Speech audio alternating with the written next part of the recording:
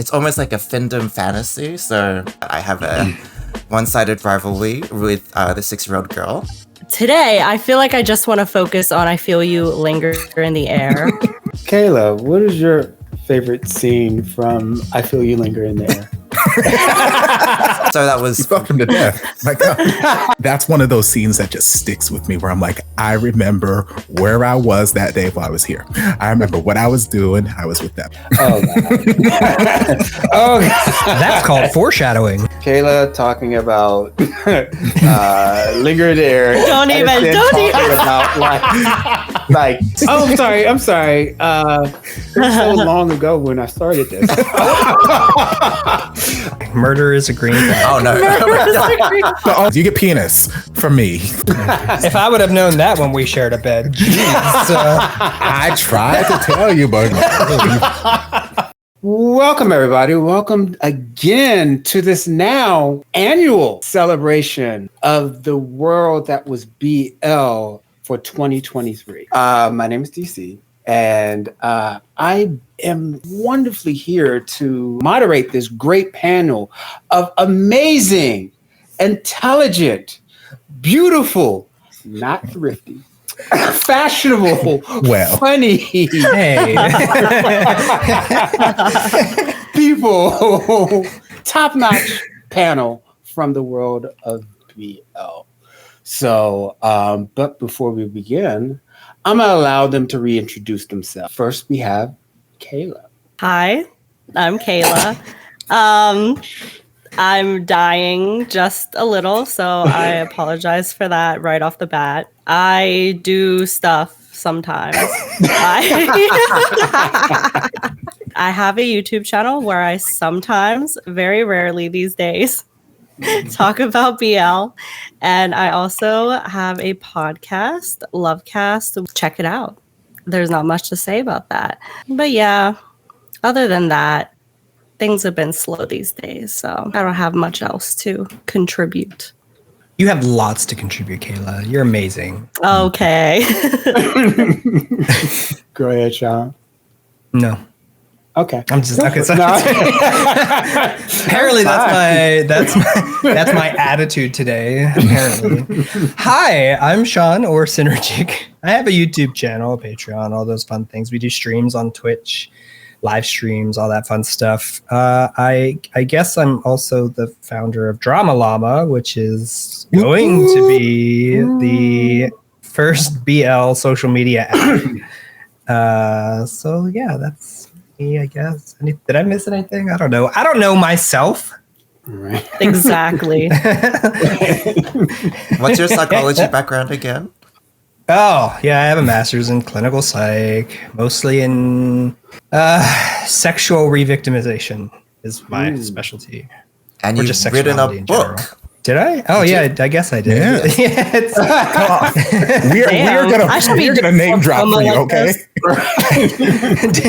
I forgot about that. Social anxiety sucks. That's right. And he's got a line of stickers. Stop it.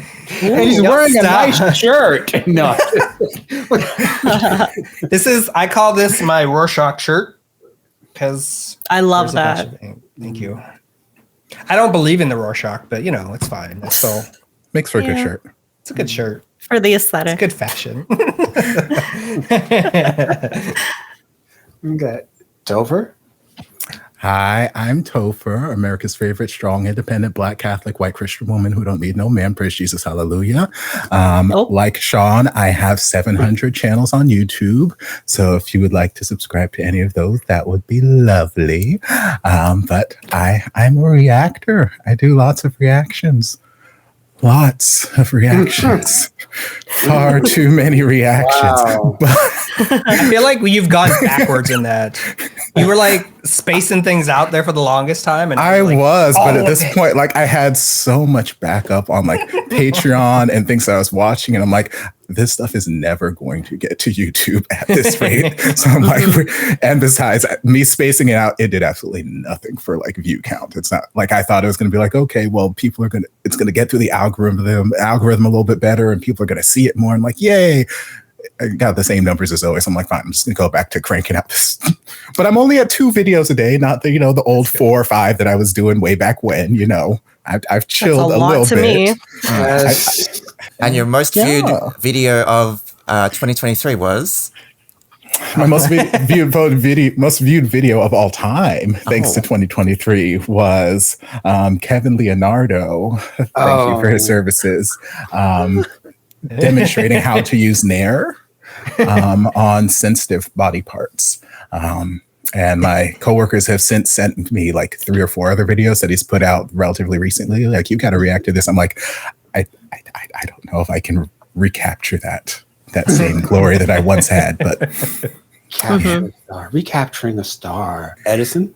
Hey, I react with DC on this channel, so that's it. Okay, well, I'm DC. I react with Edison here on the YouTube channel, but also we have a Patreon where we react to mostly Japanese and other sims that can't be put up on YouTube.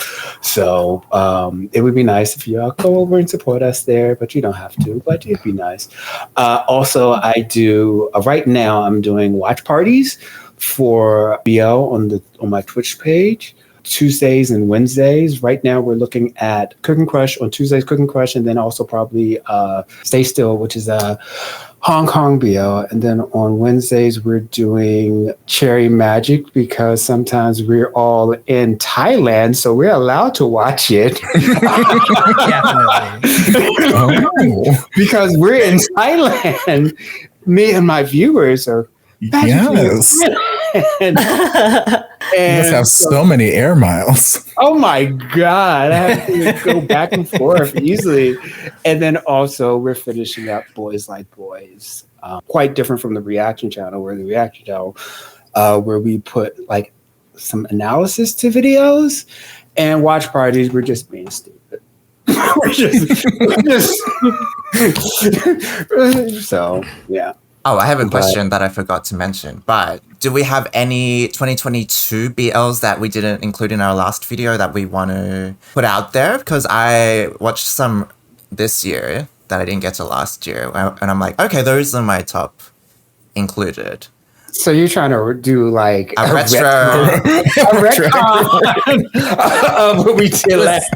We already have enough. Thinking of 2023 was hard. Thank you. I can't remember shit. I just want to say I watched Miracle of a Teddy Bear. That was great, and I watched Chuso with Love, and that was one of my favorites. Thank you for that, Edison. Thank you. So let's get to 2023. So 2023, oh my goodness, it was just so many BLs. Like, from one list, I saw that there was about 180 different BLs. And the proliferation of the BL industry throughout all the different countries within Southeast Asia. We had places like Singapore, getting into the game, and then also Hong Kong, and of course Thai is still the big one, and they put out about 70 different series and movies. Oh, and Myanmar. That was just February. Right. Myanmar also put out some, but there was like a whole bunch of countries. So this is why we needed the panel this year, because I think I've looked at only about like 50 or 55 of them, which is like a lot of smaller ones. So I feel so inadequate right now. Thank you. it's not about the size of the mini that you watch. It's about the quality. Let's go ahead and kick this off. The category that we started with last year, when we got into it, favorite main couple. Sean, what was your favorite main couple of? Surprise. Yes. The teacher just called on me. God. I don't know. I have difficulty choosing just one. Like, I feel like it depends on the week.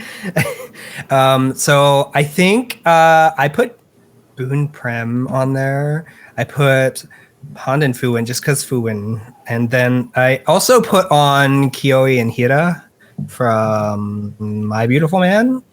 Yep. There's something interesting about each one of them that just kind of makes me want to keep watching them. Even though I'm pretty sure I've never finished a Pond and Fuwen series, I still love them. I just, for whatever reason, I feel like it's always bad timing. Like something in life happens and I have to like shift focus a little bit and then it just never comes back. Yeah, so I think those are like my top 3 in no real specific order. What did Boom Prim do this year? They finished between us, right? Between us finished this year. Oh, okay. In January, yeah. Kayla, I was going to call you, but you were coughing. Yeah, that's happening a lot. But yeah, my favorite, I guess, main couple this year was definitely Yai and Jom from I Feel You Linger in the Air. And I feel like that's pretty much the only show I'm going to be talking about today. Like I had all of it looks like I have a lot of notes. It's all about I Feel You Linger in the Air. It's fun. You gotta represent. I haven't watched it yet. Best series ever. Okay, well. Best series ever. Well, that's it from Kayla. All right, we'll see you next year. No, I have notes. Notes.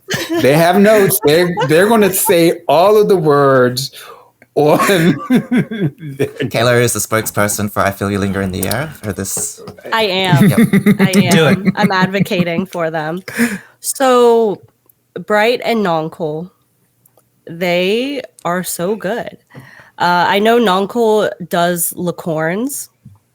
So he's like a veteran actor, basically.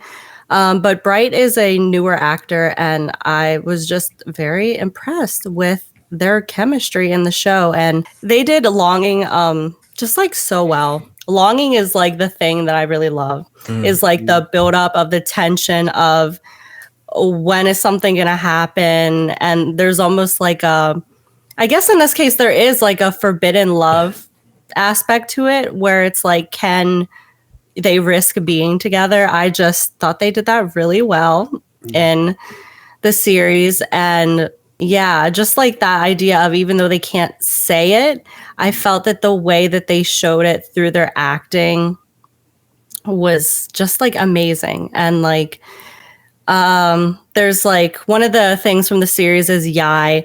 He wants Jom to sleep in his room because he's like concerned about him sleepwalking. The thing is that he's like having visions almost, but he's worried about that. And I felt like just like showing care in that way was so good. It's supposed to be like the 1920s in Chiang Mai.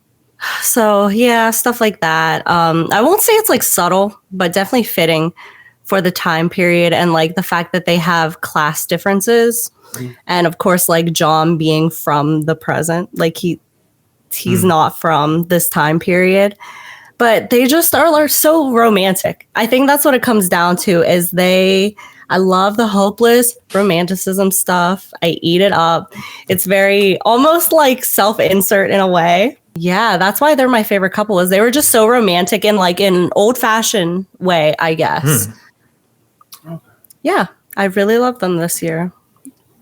Last year. Convinced and me. This year. Topher, what about you? Mew and Top. That's it. That's it. That's it. No explanation. No, definitely not that. Was that a joke? Because I don't remember you liking them. Okay. I did not. I was very unsupportive of that relationship. Right. I was not here for it. No. I was going back and forth between a couple. I feel like I didn't get to watch I Feel You Linger in the Air this year. I feel like that would have been probably high up on my list as well, because I remember reacting to the trailer and really like falling in love with the trailer. And ever since it came out, so many people have been in my comment section like, you have to react to this. You're going to love it so much. You have to. And I'm like, I want to. I'm just in the middle of 18 other series right now. So I just got to finish out a couple other things. So the main couples in my mind that I just kind of gravitated between were all just coming from a very pure, innocent kind of place. So I ended up landing on Baram and Hante from Sing My Crush. But I also was debating between them and Yutaka and Minoru from Our Dining Table. Yeah. Because like both sets of those, and I also debated about Tin and Gun from High School President. I'm like, that feels too obvious. It feels too obvious. But all three of them are just kind of rooted in the same feeling of just there's an innocence to how their relationship developed. There's an innocent, like it wasn't any relationship driven by sex and this and passionate. Like it was just very wholesome and just it made me smile. It made me, there was a devotion. There was just this way that the relationships were built that I'm like, yeah, I like that. I want that. I mean, 15 years older, but I want that. Yeah, they're just precious. They're precious little cinnamon rolls. I love my little cinnamon rolls. What about you, Edison? I don't know why, but for me, I tend to only like one person out of a couple. I don't know if it's me like going, okay, this is the type that I like. Right? But like, yeah, for Sing My Crush, I was into the himbo. The other guy was kind of like, come on, dude, do something. But the himbo, he was so supportive. He was so upbeat, optimistic, like a big puppy dog. And so I was into that, but I can't say they're a couple because this is like so I can't really mention them. But I wanted to give them some props. I want to bring up a Taiwanese BL called You Are Mine. They had like a Taiwanese Kurosawa, like Cherry Magic lookalike. And I was like, that dude is smooth, is charming, is good looking. So I was like, yes, there. And then there was one of the guys from Jacko Frost, this little blonde swink illustrator who lost his memory. He's very cute, and I was like, yeah, but I can't. He's not a couple. So for my official couples, it's a hard category because I'm like, I don't know. Our dating sim, I remember liking it, but I don't remember. I don't remember why. They were both good looking, but they had a good intimacy feel about them. They had a lot of affection, so they felt very genuine. Also, My Beautiful Man, the couple there. I just like couples that grow with each other and support each other. So their journey was really great in the sense that someone with really low self-esteem and someone with lower self-esteem but doesn't show it. And they kind of just, use each other as inspiration to advance their confidence but also careers. Laws of Attraction is the couple from To So With Love. I want to mention them because their dynamic was questionable morals and idealism and righteousness. So one dude is like a Taekwondo teacher, and he's trying to get justice for his little sister who got run over by we don't know who. And then the other guy is a lawyer who is jaded, and he's like, the world is corrupt, society and stuff. You have to have power and you have to play dirty to kind of win cases and to bring people to justice. And so I was worried that the storyline would be, he would be brought back to the right side in terms of like this idealism into like doing the right thing, into believing in people and trusting people and all that stuff. But in the end, they got together, but there was a scene that showed us that he retained his pragmatism. The lawyer retained his pragmatism. If anyone's watched the show, they'll know what I'm talking about, but I liked that they kept that ruthlessness in him. Like he didn't change completely. He still had that. You still gotta do what you gotta do. So I don't know what they were saying. I don't know if they were saying he's always gonna have that bit of darkness in him, or you've got to have a bit of both. But yeah. And then what did you eat yesterday too? Yes, I just really appreciated having an effeminate lead in a show. Someone who's not afraid to kind of be a bit more like camp and fruity. So yeah. That's your favorite couple? Remember, this is a couple character already. You still got so much more to go. And then the other... You're trying to like fit everything in this one. Yeah, and then the other dude, good growth. Good, good relationship. You're just like, the other guy was there too. Everything I love right now. Fuck the category. What? Those are my couples. That's just the potential boyfriends. Right? Yeah. That's I understand it though. the list I want to date is that's a much longer video. That's a separate, all on its own video. So for my favorite long? couples, it just happened to be, it was just so boring. It's actually a toss-up between Sharon Gunn from A Boss and a Babe. Yes. Ooh. Yes. Force Book. I didn't watch Entente and whatever. And I didn't even know what the whole thing was about, Force Book and whatever. And so this is my first series with them. I just liked it. I just liked the reading and it's a light series and they moved it along. And I just liked their chemistry together. And then also the second one, which is maybe a little bit controversial, Chris on this Fluke channel? and Chris Fluke and Be My Favorite. I just like the way that Chris Kawhi really came around to Basang, and just after they made that connection, just the way that they were just really just intimacy and they loved each other, and it shows all that stuff beyond that. And I just really took that they were a couple. Second category, favorites, either side couple or side character Topher, do you want to start that off? Okay. Yes. So I ran into a little bit of an issue with this one just because there were so many series I watched that came out last year that were only a single couple. And a lot of the couples that I had favorite side ships were from years past that I was just getting caught up on. But I did have some. So originally I was going to go with either Win and Sound or Port and Two from My School President because I love them. I still say that Port and Two were done a disservice by that series, but we're not going to talk about that right now.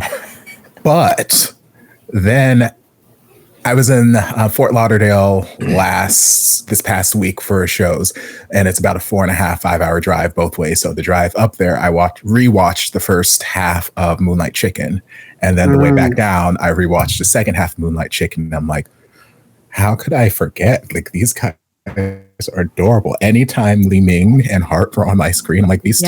So yes, it's still technically, but I'm like, no, these two, them, all the way. My God, just.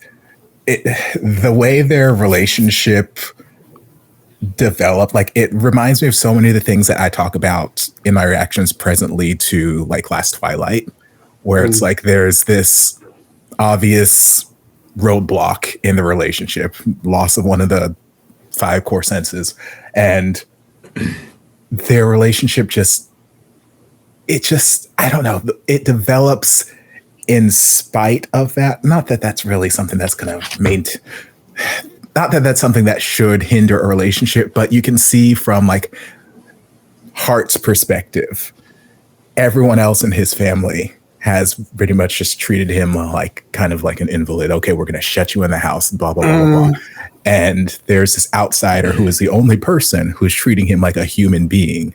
And just how that formed the foundation of the relationship and everything else just kind of fell into place. I'm just like, go ahead. I was crying so much yesterday. It was a terrible time in that van. I second that and third that. Hart and Li Ming, yes. Yeah. So, Edison, what about you? Oh, we want to do me. Okay. All right. All right, here we go. Everybody. What? If you got them, smoke them. We got I'm doing side characters and couples. So, what did you eat yesterday?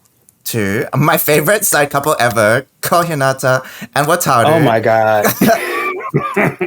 Wataru is a 30-year-old brat. He speaks his mind. He is offensive, but he's a spoiled child. And I love his dynamic because he has the power in his relationship with Kohinata, who's an older man, a muscly older man, Who started liking it. No, we did not. We did not have to go there. No, we don't need to go there. Look at the series. The second you start 12 years old. The relationship did start because Kohinata was his tutor, but they only started dating when Wataru was 18. So I don't know what the ethics are there, but I've ignored them for now. But their relationship is really great because Wataru is like, take me to this restaurant, do this, do that. Why did you come home late? Blah, blah, blah. He's just, I don't know. There's something about this little, like, a dumb twink that I really, really enjoy. And then Kohinata, he just, like shifts from being, like, really suave and deep-voiced and really, like, cool to in front of everyone else. And then in front of Wataru, he's kind of like a sniveling little mole rat. He's kind of like, yes, I'll do what you want. And so I just love that kind of, it's almost like a fandom fantasy. So very, very good. Girl, preach. Yes. Tusen and Poor, my school president. Tusen obviously was the MVP of my school president. But like Kayla's video, Poor had incredible fashion. So I want to highlight the styling that went to him. Very admirable. But I found a fashion rival with Poor in Kiseki Dirumi with the side couple there. I didn't really understand the show or enjoy it, but the side couple, Chenyi and ID had such great fashion that I was kind of like, yeah, I kind of want to copy that. So I liked their visuals. I want to make a mention to Tane in Our Dining Table. Just this little kid, so innocent, so pure, so unconditional love. So I don't usually like children, but I'm like, oh, what a pure, sweet child. Yes. And then I also want to honorably mention the other side of the spectrum in Stay With Me in Duodor. If anyone's watched our Patreon, we know that I have a one-sided rivalry with the 6-year-old girl, and she is a gun-toting liar and a bully. Subscribe to the Patreon real quick. So he entertained me, but two sides of a coin. Sweet pure bean and Edison. Evil. Okay, so that's it. Evil. Okay. Interesting. Kayla. Okay, so yeah, I have a side couple, and then I have I think I have one side character. Yeah. Okay. So my side couple might seem kind of random. They're a heterosexual couple. Okay. Yes. If I knew that were an option, that would have changed. So,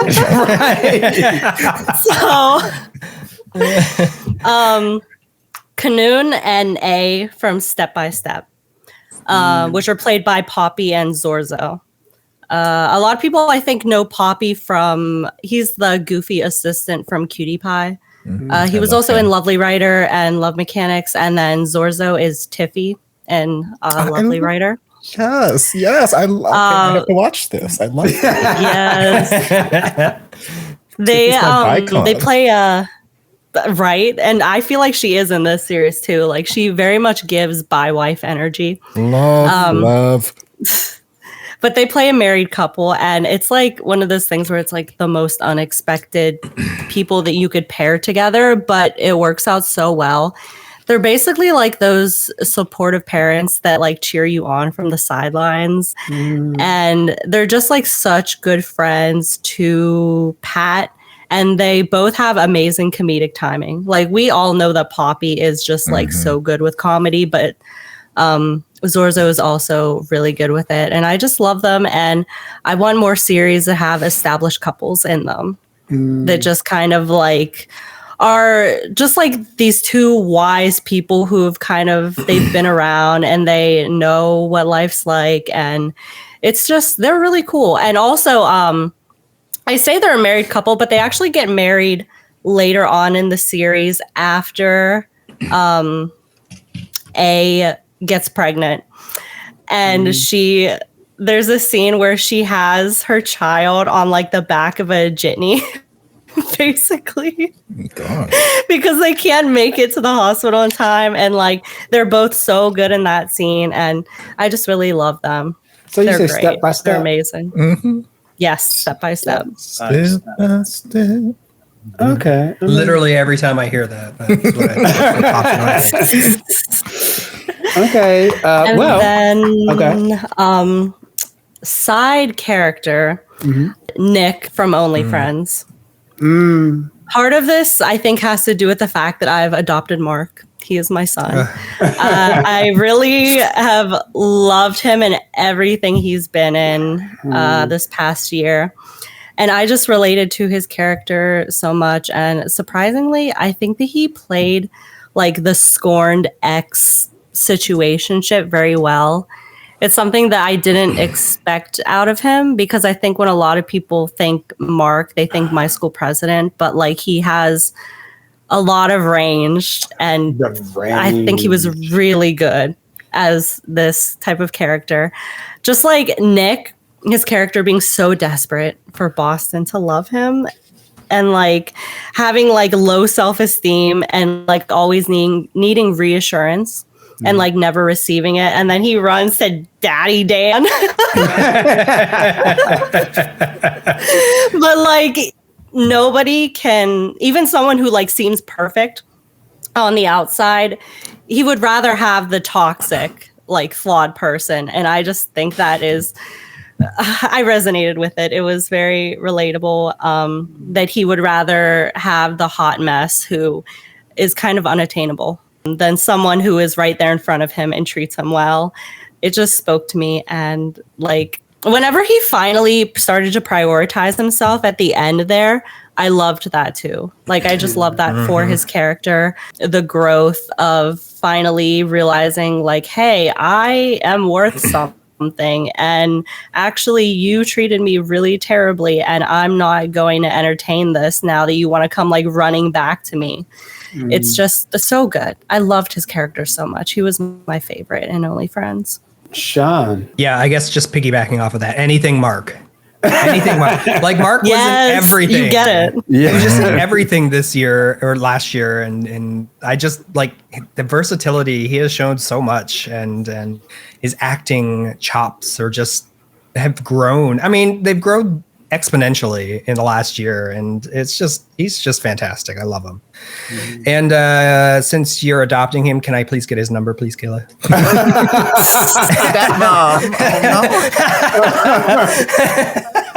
We might have to have a courting situation here.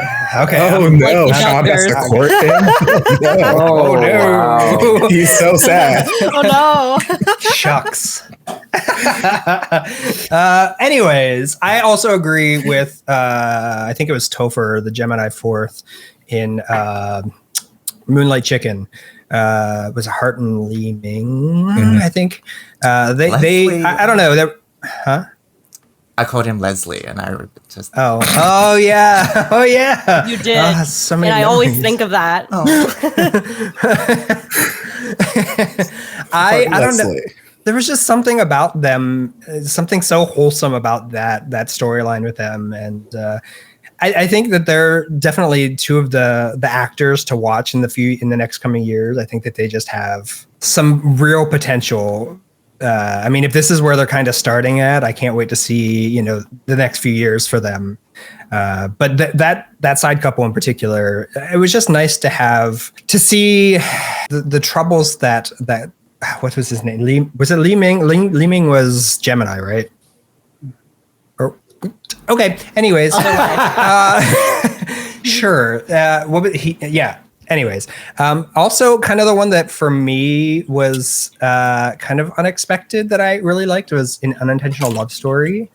The Dong-hee and Hote. I really liked them. More. Yeah, I just wish there was more. Yeah, absolutely. They almost made my list, but yeah. Yeah. I don't know. There was just something about their dynamic, their story that just kind of spoke to me a little bit. Maybe that says more about me. I don't know, but that's it. Mark. Normally, I love a good side couple. I'm always looking for side couples, but this year it was just side characters. And like two of my favorite was Bianca from My Platito. My Platito was a BL from the Philippines, which starred the Kutch from who was played Achilles from Game Boys. First of all, I love the series because it gave me the feeling of Game Boys and Hello Stranger. It gave me those feelings of Game Boys and Hello Strangers back when Filipino BL was just killing it. So it gave me those feelings. But what I really loved, and this is what especially I'm getting into right now, I love Bianca because she's the best friend. There was one point where the main character was talking just like being totally delulu. And she just like, okay, we'll do that. And like a best friend who supports your crazy and knows you're crazy. I love that. And that was like, because sometimes me and my best friend, she supports my crazy and we both know we're crazy. But then afterwards, the only thing I didn't like was that he got mad at her for supporting. I mean, that you don't get mad at your best friend. You're just like, okay, well, I did that thing you told me not to do, or I did that thing we both know not to do. So I just really loved her as a character and also the friendship and things like that. And they just like, as best friends do, they got over it. They just like, okay, well, that happened. Let's move on. And the second one was the sister from, I believe this was I Cannot Reach You. She was the sister of the main character. And I love her because she was very much the younger sister, but she was very much like Wednesday Addams. And she just had no feel. She was just like, yes, okay. And just like, because her brother was, all into this other guy, this classmate and stuff like that. And she's just like, okay. and she was just very at the even keel, and it just reminded me of that. So it was just the year side characters for me. Let's get into the meat of this. Oh, this meat. Yes, the top 3 BLs of 2023. The top 3. Kayla, you want to start us off with your top 3? I know. Linger in the air. Okay, well, behind the scenes, linger in the air. Special. The concert. Here's the thing. Listen, because I did a ranking video and we did a ranking video for Lovecast, I was like, I need to switch it up a little. So if you watched either of those, my top 3 were I Feel You, Linger in the Air, Cutie Pie to You, and Step by Step. Today, I feel like I just want to focus on I Feel You, Linger in the Air. That's what you're up. What? Gasp. But there's 3 slots. So we're doing like 60-point thought. It's just okay. Listen.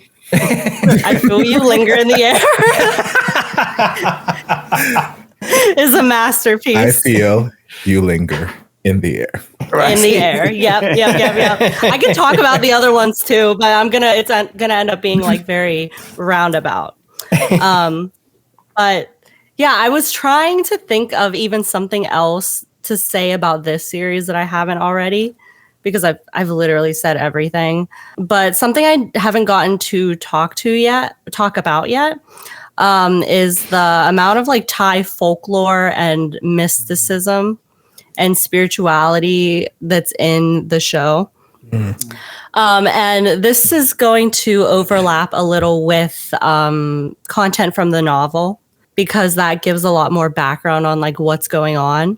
Basically, like there's this concept that every person has 32 spirits living in them. And if you lose one of the spirits, then you'll have misfortune. Misfortune will befall you, basically. And so I felt like that made the story so interesting, because the whole time you're wondering how and why this happened to Jom.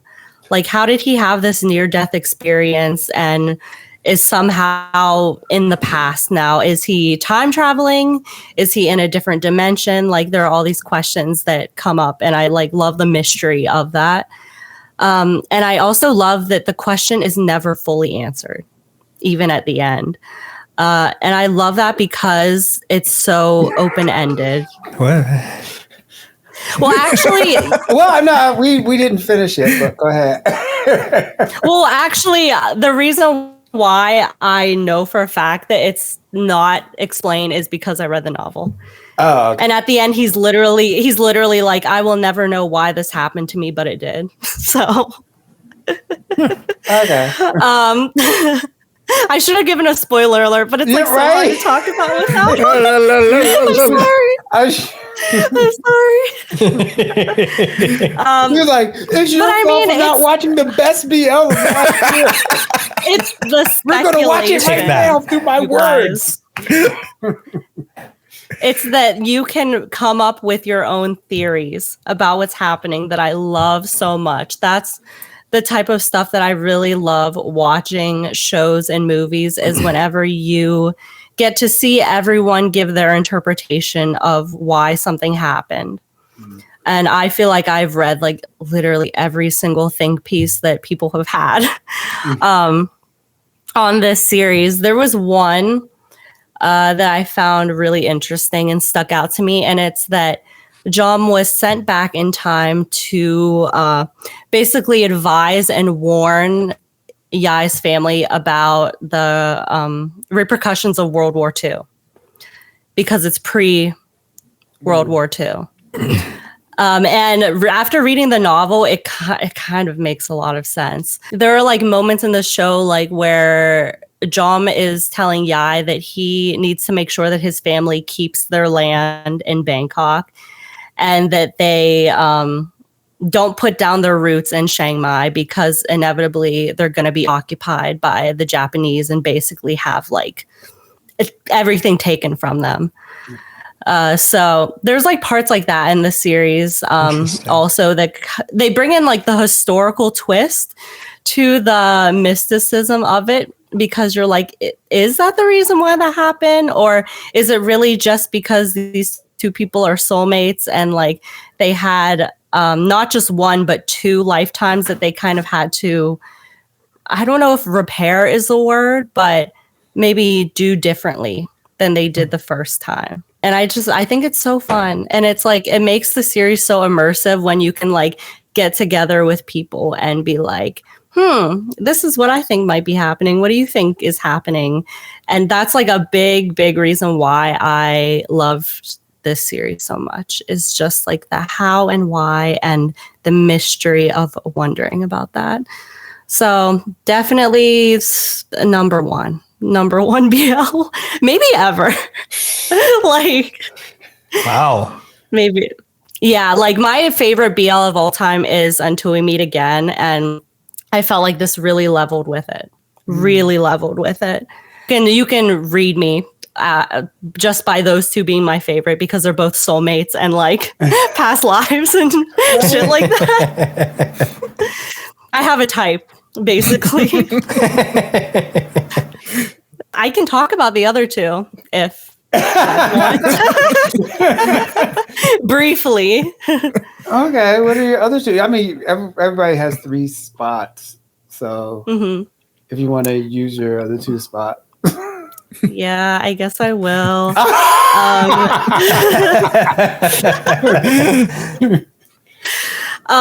Cutie Pie to You, self-explanatory. I am a huge fan of that whole universe. I love the characters so much, so getting more of the characters, amazing.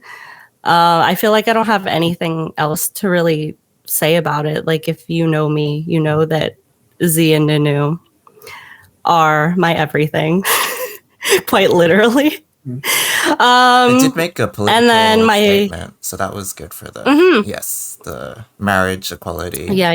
Billboard. Yeah, that actually that's one thing that I always really loved about that series, is the just like the idea of marriage equality. I mean, a lot of shows these days are mentioning marriage equality, which I think is good. Mm-hmm. My third one was Step by Step. Even though there were some aspects of the show that I didn't like, for instance, the side couple, they never really, nothing came of them. Like, it was like this conflict between them was introduced where they started to like each other even though they shouldn't, because the one guy was in a relationship with someone else. And there was an incident at their work trip where cheating happened. And it's like literally nothing ever comes of it. Like, they never complete that story. They never really have, there's just no resolution to it. Even if it's like sad, bittersweet, there's no resolution. So I will say that's the one thing I didn't like about that series, but everything else, like, again, it's with the longing. I know that a lot of people, they weren't crazy about how slow burn Step by Step is, but I loved it. Like, I also am not always crazy about the slow burn thing, but I felt like it just made sense because they're telling a story about like a boss and like the new hire at this company, and there are a lot of moral things that go into that, a lot of like professional things where you're like, I don't know if I should like you, but I do. And I don't, it's just like the question, I guess, of should I do this again? It's very much like on the same line with I Feel You Linger in the Air. But Man, who plays Jang, he is everything. I understand you, Edison, when you say that like you kind of sometimes like one character and not the couple, because I kind of felt that with Jang in the self-insert way. And I loved that he's an actual like 32-year-old playing this character. And it's just like, it really added to it. It really did. Yeah. Even the like age gap thing they had going on, I felt like everything was portrayed in like the best way it could have been. Yeah. Step by Step. I love it. I loved it. I feel like whenever I peek in your Discord, you're just posting images of him. Is it me or is it Alexa posting images? Because we're both on the Jang train. Okay, well, it's very husband material. I like top three. Edison, what is your top three? I had 4. How do I do this? Of course you did. Right.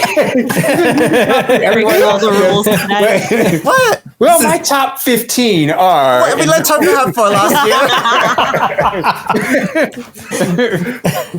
I don't remember that. Our dining table is in my top. Our dating sim, I remember liking that a lot. Moonlight Chicken, and what did you eat yesterday too? I like Moonlight Chicken. I just like any BLs with a sense of depth. Moonlight Chicken had a really profound feeling behind it about moving on and changing and adapting. And each couple had that theme of just dealing what they had to deal with in front of them and then finding acceptance. And I'll elaborate on the others later, but yeah, those were my top. Oh. Nice. Okay. So, Sean, what's your top 3? I kind of agree with Edison in that I like the depth, but I also like some of the realism that kind of crept up in a lot of the series this year. So Moonlight Chicken was on my list. This is in no particular order. Like, I don't have like number 1 or anything. Only Friends, because it was messy. And if you've ever been, as I said many times in my own reaction, if you've ever been on a college campus with a gaggle of gay men, it felt very real. And it felt like, I don't know, there was a little bit of comfort in that. Even though it's messy, it's fine. Like, it's not as long as it's not in my real life. It's not my mess. I don't gotta worry about it. I'll watch it. I want it. We don't know who you are. In the who? What? Because we did the quiz. Are you confronting him?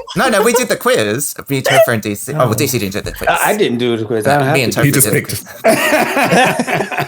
did. Sean, did you? I don't know who. Oh, you didn't pick a. Okay. I feel like I got top or something like that. I don't remember. I was going to say that too. Yeah. Appropriate. No, just playing. And I also agree with Kayla on Cutie Pie to You. I just love the little bit of realism that was thrown in there with marriage equality. It's just something that's important to me, and I just love seeing that kind of stuff. It was basically the same reason why Not Me was probably at the top of my list last year. So One more. no, I did 3. Wait, what? Moonlight Chicken, Only Friends, and Cutie Pie. Oh. Right. Unless you want me to do 4. No, stop. Everybody else gets Edison. Just one more. Just give us one more. He's trying to corrupt me. He's like, the top 3 of this country are. Topher, what about you? Top 3. I had a hard time with this one because half of the series I watched last year were from years past. And then there's a good chunk of series that I started end of the year that have not finished yet, that I'm really enjoying, that I would probably place highly on the list. And then I also started reacting to non-BL stuff. So there's a lot of K-dramas and some Chinese dramas that also are high up on my list. So a lot of the things that I love the most aren't on my top 3 this year because they didn't come out this year, and I'm really sad about it.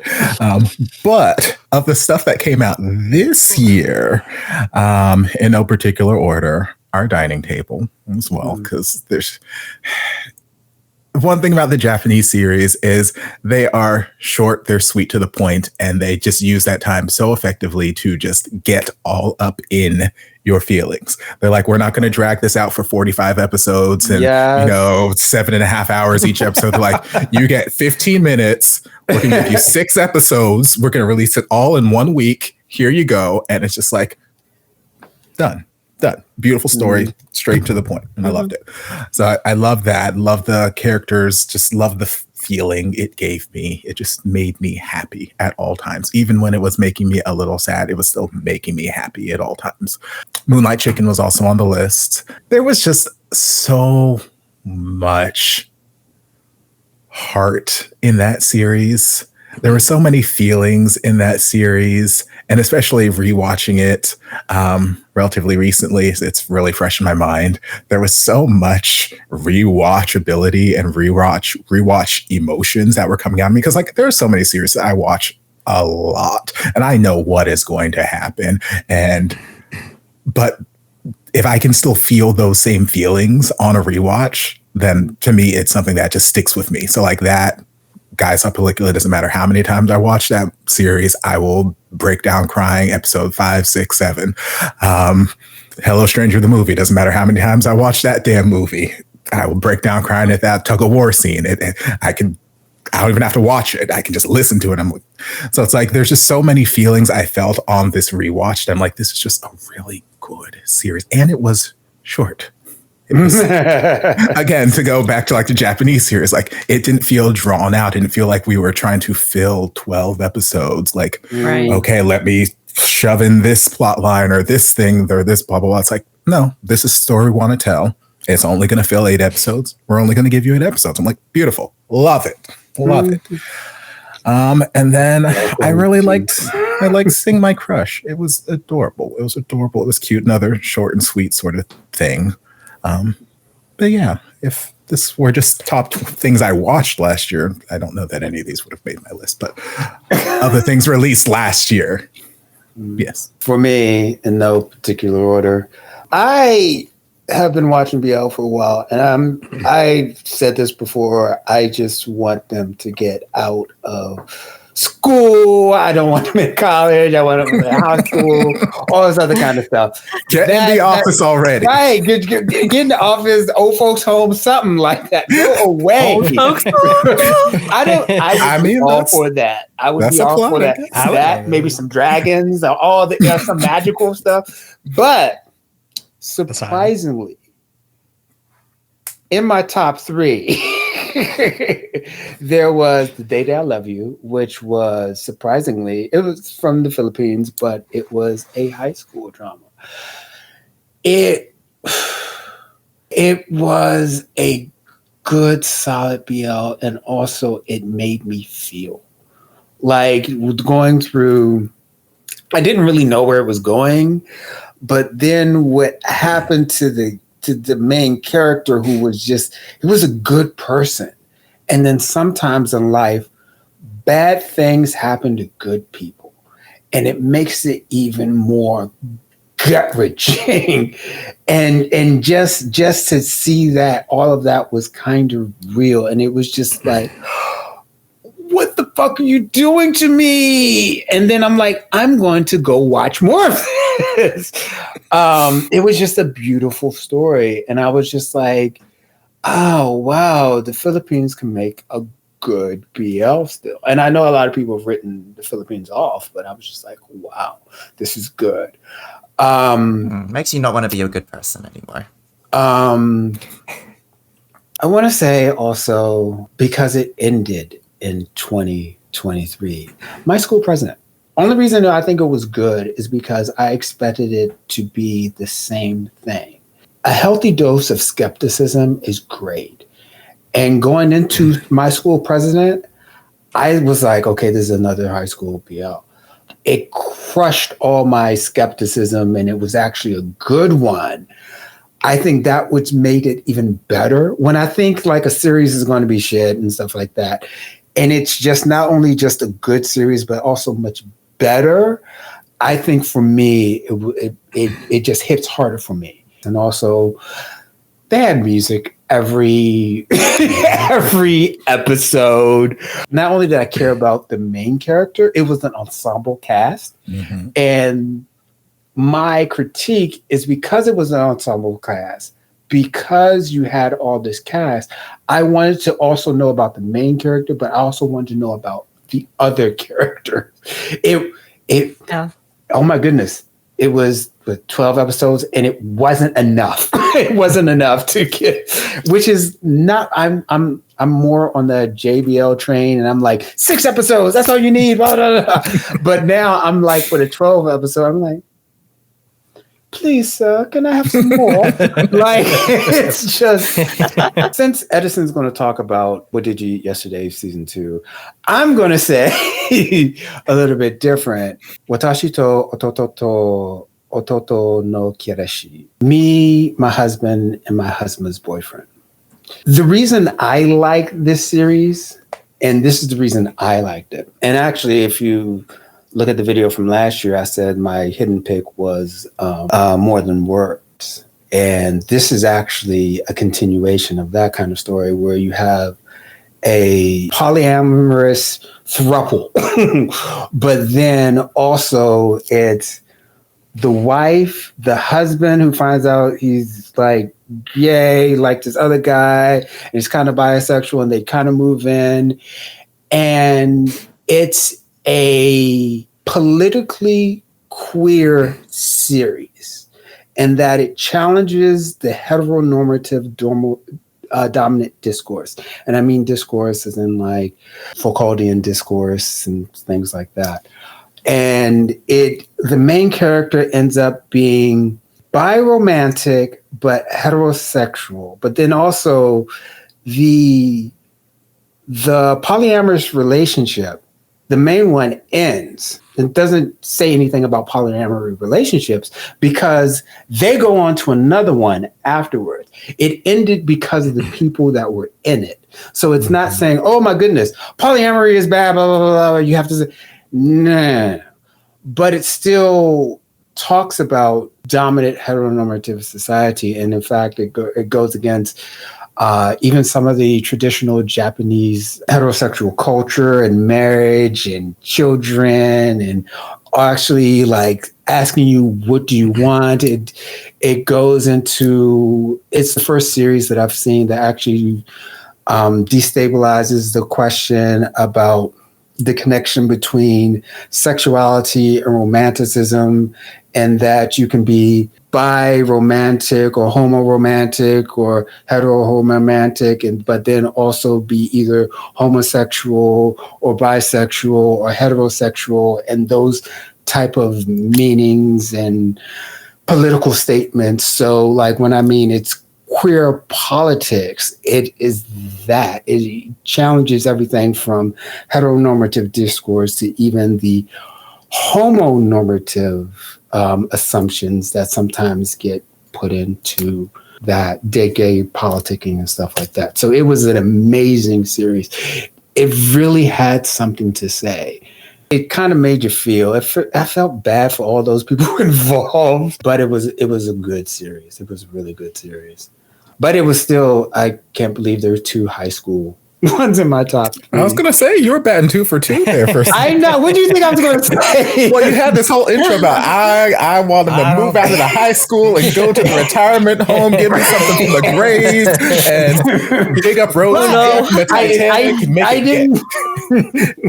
But I didn't even think that one would be on there.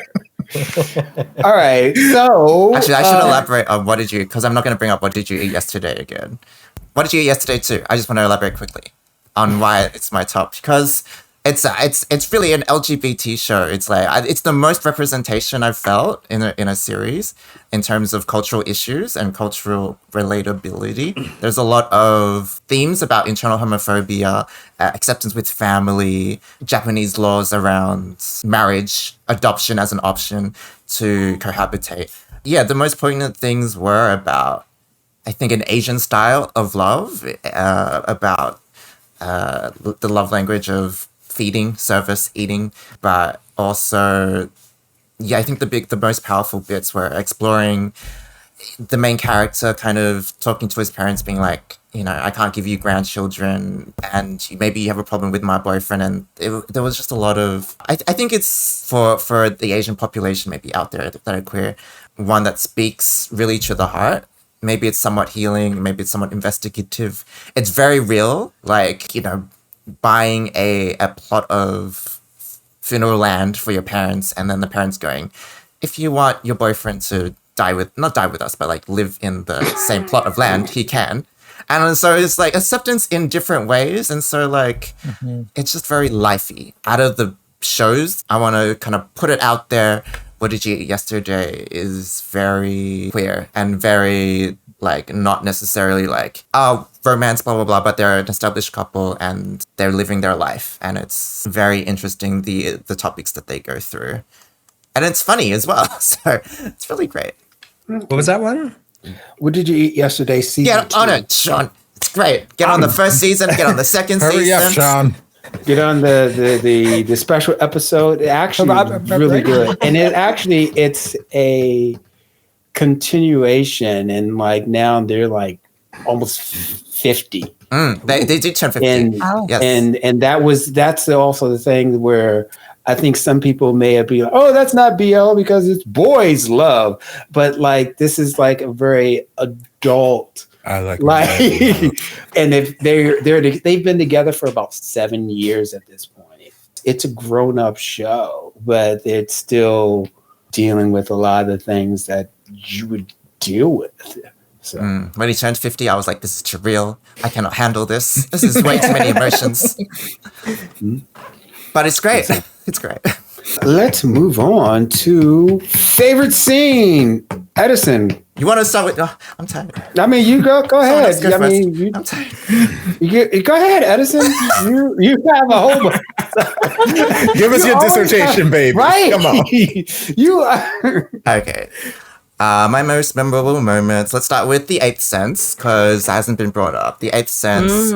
I love the OST. That's my favorite bit about it. But my most memorable moment from it is the tender, loving sex intimacy moment at the beach. You're in a hotel. You're looking by the waves. And that was beautiful. That was so lovely. Really intimate. Really well shot. And then bam! And it's just a car? Jaewon, I think is no, not a car, but he's just by himself, sitting on the beach, and you're just like, why is he alone? And it's like a death fake out, and you're like, they just fucked, and now he's dead, but he's not really dead, but you think he's dead, and you're like, what the heck? So that was he fucked him to death. My God, I did love that.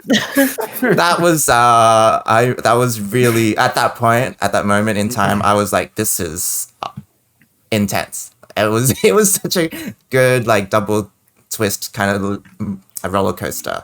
I will say another memorable moment, Our Sky 2 with the Earth Mix proposal. I just want to put it out there. Yes. 1,000 Oh my stars, God, yes. getting married or getting proposed to. Very romantic. So wanted to acknowledge that.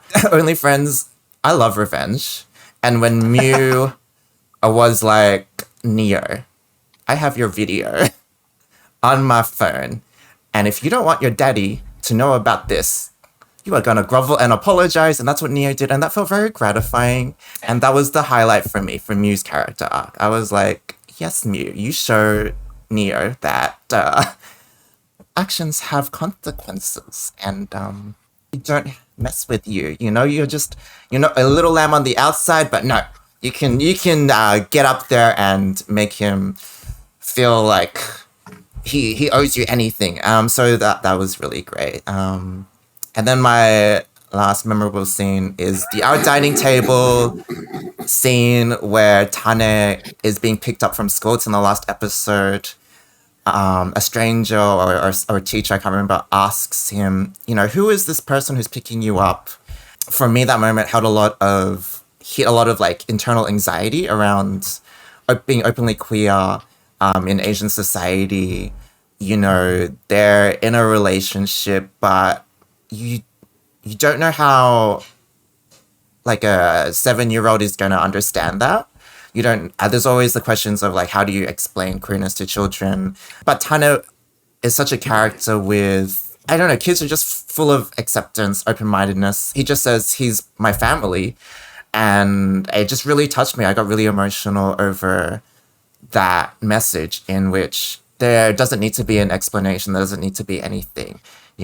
He's just family now. And that was so moving. He's not a boyfriend. He's part of our life. So, I don't know, the simplicity, the innocence, but the resounding message to queer acceptance in that context just was really profound. And it really brought the whole show together. And yeah, BLs are sometimes about passion and getting together, but that was about just real, I don't know, there's something about family love, not family love, but like getting together as a family opposed to getting together as a couple. That really is touching. So those are my top moments. Mm-hmm. So Sean, what is your favorite scene? I actually agreed with the 8 cents. I actually originally wrote that down, the romance scene. It was just very well done, very artistically done. I just felt, I don't know, it felt great. That's the best that I can say about it. Like, it just felt satisfying, not like, I don't know, gratifying, satisfying. It just felt good. It felt like a well done scene, and I just really enjoyed that one. That's what I originally put down, and then I put down like most of the Moonlight Chicken romance scenes. Yes. Yes. Instead of 8 cents, but I still have it on. And also, one thing I wanted to mention is whether it was true or not, but Mew in the beginning of Only Friends really gave me that demisexual vibe.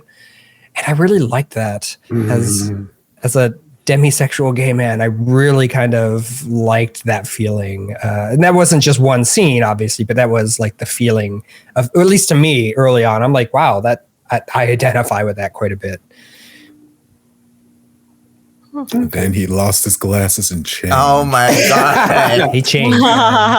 we were like, Topher and me, we were like, the glasses virgin grip. We felt betrayed. We were like, It's always the glasses. So, Kayla, what is your favorite scene from I Feel You Linger in the Air? You didn't have to come for me like that, okay? I mean, like flabbergasted. What's your favorite scene from the whole year that came out 2023? Far be it from me to pigeonhole you into any one thing. Well, sometimes assumptions are correct. Actually, I have 2 scenes, and one of them is from I Feel You Linger in the Air. Surprise, surprise. This scene is the one where Yai gets drunk and he stumbles home and Jom is like trying to help him undress.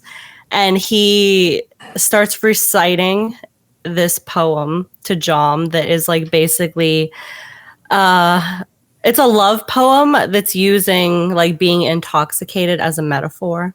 It's a real poem. I forget the poet's name, but I really loved this scene because I am a literature girly and I love poetry especially. And the thing I love again about like this time period and the poetry in it is that nothing is ever said directly. It's said in a metaphorical way, very roundabout, but still like so romantic. Like, you know exactly what they're trying to say. And I just like love the use of the old-fashioned language. And I love that Yai is using like this poem full of metaphors to express his feelings to Jom because it is so risky. And again, like Bright and Noncool in that scene are just amazing. Bright especially, he is very expressive with his eyes. He has like these big doe eyes that he's just like staring dreamily at Jom, partially because he's drunk and then partially because like he's just so enamored, and add the poem into it and it's just like very unexpectedly romantic. Like you didn't expect that to happen, but it's so good. And I think about it all the time and I have watched it multiple times. I'm surprised I don't have the poem memorized. My other one is actually Edison, you mentioned it. It's from Laws of Attraction. I had to recently, like literally a day ago, binge this series for podcast purposes. And I really, really loved Tantai and T. There's a scene with them that I went back and watched like over and over again. And it's after they ran away when they come back. And Tantai's dad, who we all know has like been abusing him. He's an asshole, criminal, all this shit. He starts beating on T, who is Tantai's bodyguard. He starts beating on him because he realizes that Tantai won't listen to him, like has never listened to him, has always been defiant. But he sees that once he starts beating on this person that Tantai loves, his bodyguard, he's willing to kind of conform. He's willing to be like, I'll do whatever you want from now on. I won't get in trouble anymore, because he doesn't want to see T, his bodyguard, hurt. And it's another one where the acting is so, so amazing in it. And I love the bodyguard thing. Bodyguard trope is one of my probably like top 3 tropes. Just like the having to like protect someone, and then I like how they almost subvert it into the person who is usually being protected trying to protect the one who is usually doing the protecting, if that makes sense. It really stuck with me because their acting is so visceral. It just feels so real. And yeah, I loved it. Honestly, I loved all of their scenes. Like from the time that they like ran away and were being all lovey-dovey to like them coming back and going back into reality and being like, yep, this is our life. Are we ever going to be free of this? Probably not. But even then, they're still trying to be together, and like nothing, not even getting beat on and threatened, is keeping them apart. It's really good. That scene is so good. Topher, what about you? What's your favorite theme or scene? I have a couple. 2 of them are kind of surrounding the same event. If we think back to Only Friends, there was a scene, a very scandalous scene involving a car. Like obviously we knew things were going to happen, whatnot. But once the camera panned over and I saw Nick with his little headphones, and I was just like, like, there's a lot. I've watched a lot of series this year. I've seen a lot of things, but that's one of those scenes that just sticks with me where I'm like, I remember where I was that day while I was here. I remember what I was doing. I was with them. I remember, remember the weather outside. I remember, like, it was just one of those things where I'm like, I might forget all these other minor details that happened throughout the series, but I remember that shit. I remember that moment. But then also piggybacking off of that moment, a couple episodes later, Mew whipping out the recording in the middle of the makeout session. I'm like, so good. Yes, you spiteful bitch. I love the dramatics. Yes. I swear to God, I got the wrong person on this quiz. But yes, I love, absolutely love that. It just gave my heart so much glee. Another moment that was really powerful to me was in Moonlight Chicken when Li Ming brought Hart back home after he crashed the bike or whatever. And his mom, Hart's mom's yelling at them, blah, blah, blah. How could you do this? Da, da, da, da, da. And, Li Ming's like, he said he didn't want to be in the house. He was bored. And she's like, he's deaf. You can say anything you want, blah, blah, blah. And then Hart starts going off on her sign language. And then they immediately look to Li Ming. And that's like the moment that triggered in her head. Like, I don't know what the fuck my son's saying. The only person in this room who is able to communicate with my son is this boy over here. I don't know my kid. And that was like the immediate like shift in her character arc the rest of the series. And then a couple episodes later, you see her trying to start learning sign language and whatnot. But like that immediate light bulb moment in her head, I just saw it in her face. I'm like, you better act your ass off, ma'am. I don't remember your name, but you better act your ass off. And then the last one that sticks with me, I recently watched the Korean adaptation of Why Are You? And it was cute. But one thing I loved as the episodes went on is they kind of deviated the storylines from the Thai adaptation. And the ship that originally in my head was kind of the Zone Sci-Fi ship, if I were comparing it to the Thai adaptation, they were the ones that turned into my just like firecracker. We are making out in the stairwell. We are making out here.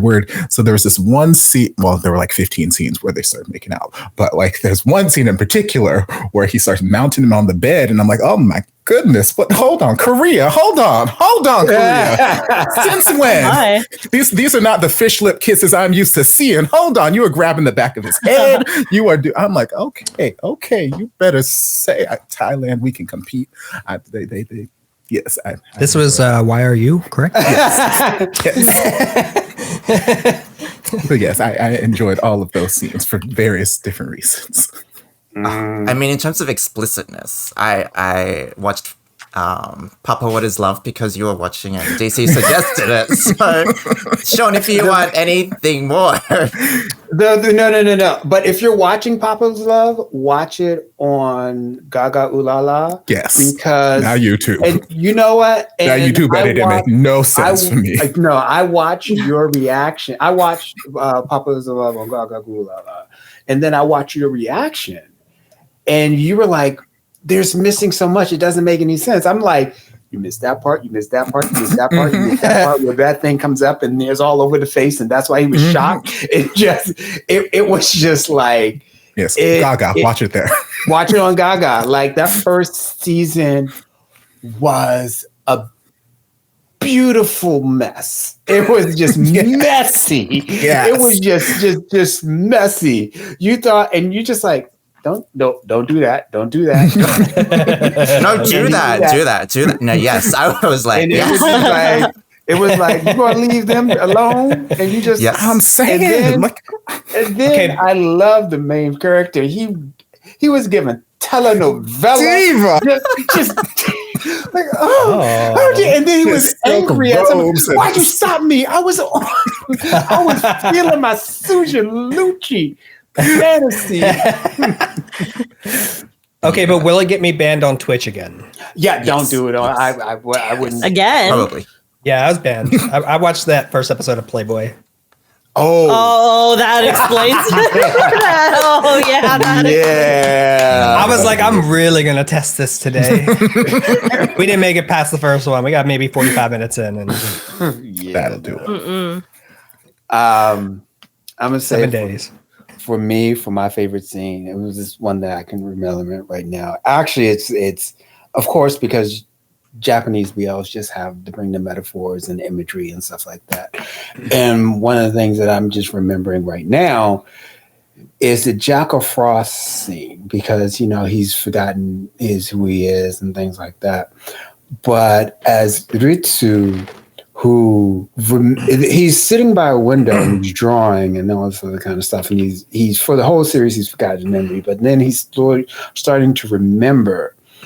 And the window that he's sitting beside is frosted over because of the outside air and stuff like that. But then as he slowly regains, it gets clear. And then Fumiya is there. I just love the whole imagery of that and the visualization. I love visual stuff and all that kind of stuff. And then he's there, and then he comes in from the cold, and they reconnect and stuff like that. So it was just a whole it was just a memorable scene for the year. What I'm going to get to next is our hidden gems. There's a lot of like BLs out there that are the main ones and things like that. But even through one of these like 180 ones, whether those like little ones you came across, you're just like, why aren't more people talking about this? Why aren't more people? This is right here. This is like, what is wrong with you people? What were some of those series for you? Sean, do you want to not start off because you were drinking? like, Sean, what was your Actually, it was perfect timing because nobody had mentioned Jacko Frost up until this moment, and that's on my list. I think Jacko Frost for me was like one of those hidden gems. It'll get like talking about memory and stuff like that is always fascinating to me on the psychology side of things. And so it really, I don't get to talk about it very much. Like memory is an interesting thing to talk about. And so having a main character have an amnesia episode, it was short-term memory, it sounded like, but having that opportunity to talk about that was really cool. Plus Kiyoya's gorgeous, and that kind of helped too. He's also in the polyamorous show, so if you want to watch that, if you want to watch more of him.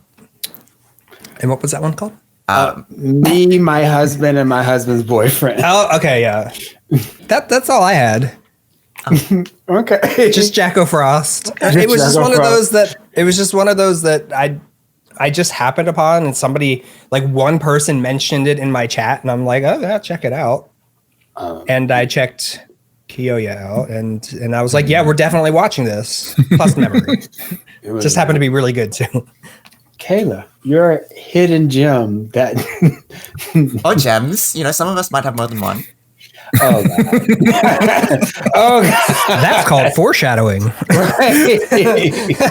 Right. So we have Kayla talking about Linger There. Don't even about like the 15 other things. It's definitely like a hidden gem because I feel like it's been hidden a little bit. But go ahead, Kayla. My hidden gem, DC, you mentioned this show, The Day I Loved You. Oh, yes. It was. Okay, go ahead. Yeah. Can I give spoilers? I don't know how to talk about it without spoilers. Oh, I won't remember by the time I get to it. Honestly. Are you sure you won't remember? It's like the biggest story line. I don't even remember the name of the show at this point. So go ahead. Okay. I'm going to start off by saying I saw a lot of people calling this show the Pinoy Heartstopper, and I think that's really unfair. What? I think that's really unfair because I love Heartstopper, but it didn't like create a cute high school dramas. You know, with like doodle effects on the screen. Like it didn't. That's not the first show that has done that. Right. But there was comparison between this and Heartstopper, and I don't get it. But the main character Nico has this condition where his muscles are deteriorating. But we don't find that out right away. So he comes off as one of these characters who are like always happy. Even though he does get bullied a little for being like effeminate. But he just seems like one of those people that like never let anything get to him. And he is like he's like a star student, very studious type character, very like archetypal, honestly.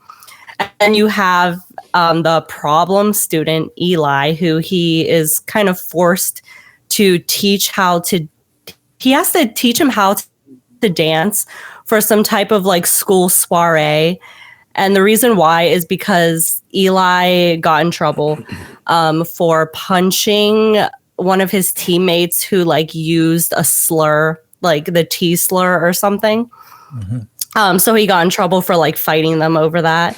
And his punishment is like learning how to dance for this thing. But it's one of those dynamics where they butt heads at first. Like they really don't like each other because they think they're so different. But over time, they start to develop feelings for each other in like a very high school romance, wholesome, innocent type of way. Kind of similar to like a My School President situation. And you get to see them like make the most of their time together as a couple. With like, you get to see like Eli bringing all of these quintessential high school experiences to Nico because he can't really get around anymore. So he like brings prom to his house and like brings like world travel to his house, like traveling to like look at the stars and stuff like that and like the ocean. And I cried so much. I cried so much watching this show, and that to me is always an indicator of a hidden gem. Because like I remember last year, I think my hidden gem was Ghost House, and it was the same situation where it made me sob. Like it made me feel so much, and I always feel like a show that makes you really feel something is a good show. And yeah, I didn't hear a lot of people talk about it, I guess because Pinoy BL hasn't gotten as much hype since the Game Boys era, but I just really liked it. And I felt like it left you with a good message too. And I liked that it's a little open-ended how it ended. It's not like super, as much as I cried, it's not super sad, but it's not like fully happy too. It was just really good. I think everyone should watch it, and it's not that long either. Like it's a show you could watch in one afternoon. I love that show. It was super just touching. It was just like it was just like got you in the feels, and then like look that way, feeling again. You know? Go ahead, Edison. What are your hidden gems? Why did you say everyone just have one? Because this category says hidden gem. Did it? I didn't get that email. So you wrote the email. There was an email? There was a message. Did I leave out the S? Oh my god. My hidden gems aren't entirely BL though, so I'm gonna be controversial here because I want to promote these shows. Sort of is a Canadian show. It's not a BL. It's a story with 3 seasons about immigrant Pakistani non-binary person. It just has a lot of heart. It has great soundtrack. It's a great show, but I don't remember the name. Sabi is a nanny to a family whose mother had a bike accident and she's in a coma, and it's just a big journey about Sabi finding themselves, finding family acceptance or navigating that. just a great show for anyone who wants anything to do with like trans or immigrant queer experiences into a different culture. The other show I want to recommend that's queer is an anime called Gundam Mercury Witch. It's part of the Gundam franchise.